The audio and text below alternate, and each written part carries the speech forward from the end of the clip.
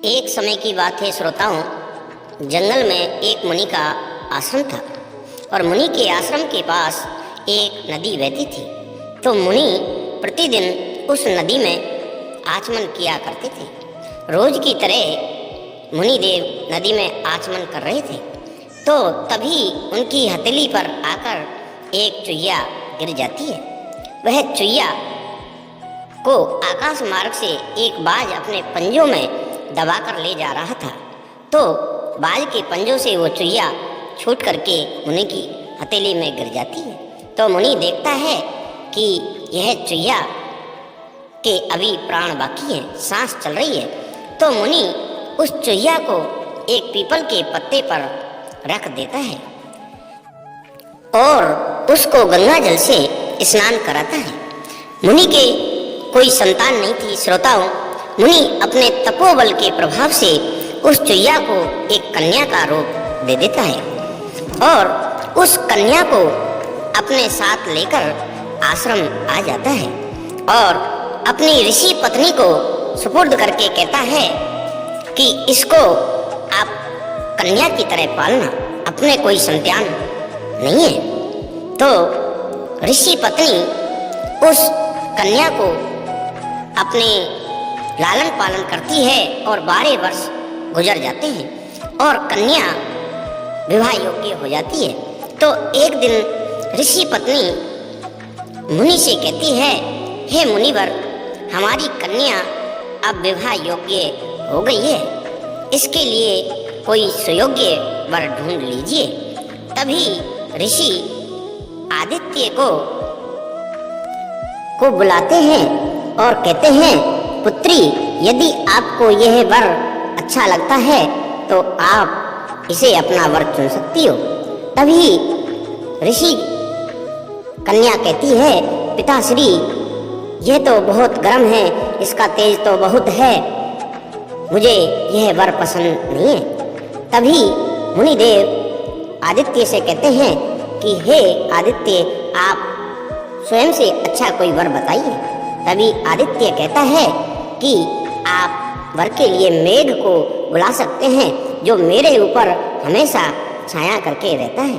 तभी मुनिदेव मेघ को बुलाते हैं और अपनी पुत्री से कहते हैं, हे पुत्री, आप वर चुन सकती हो। तभी पुत्री कहती है, पिताश्री, इनका रंग तो बहुत काला है, मुझे यह पसंद नहीं है। तभी मुनि मेघ से कहते हैं कि हे मेघ, अपने स्वयं से सुंदर कोई वर बताइए। तभी मेघ कहता है कि आप पवन को बुलाइए, वो हमें अपने वेग से इधर उधर गति देता है। तभी मुनिदेव पवन को बुलाते हैं और अपनी पुत्री से कहते हैं, पुत्री, यदि आपको यह वर पसंद है तो आप इन्हें चुन सकती हैं।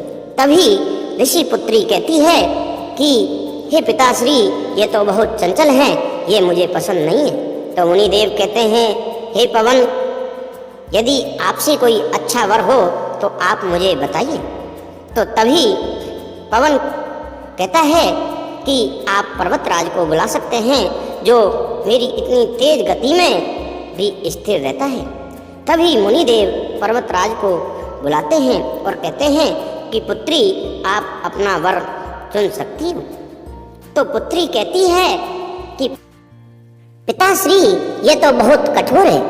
तभी मुनिदेव पर्वतराज से कहते हैं कि आप अपने से अच्छा वर बताइए। तो पर्वतराज कहता है कि हे मुनिदेव, आप मूषक राज को बुला सकते हैं, जो मेरे को तोड़कर मेरे में बिल बनाकर रहता है।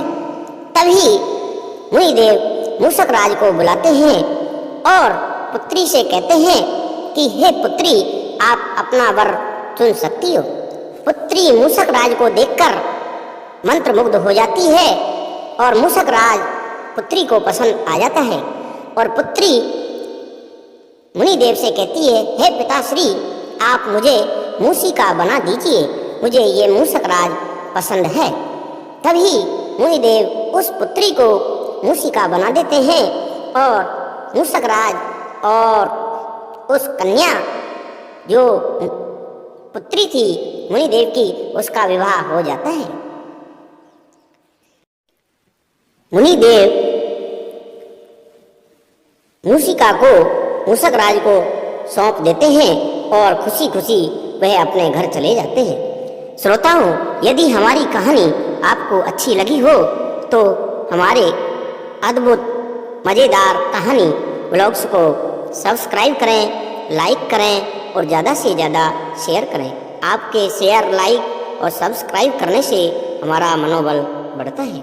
आपको पता है, एक कहानी को बनाने में बहुत मेहनत करनी पड़ती है और आपकी मेहनत से हमारा हौसला बढ़ता है। धन्यवाद।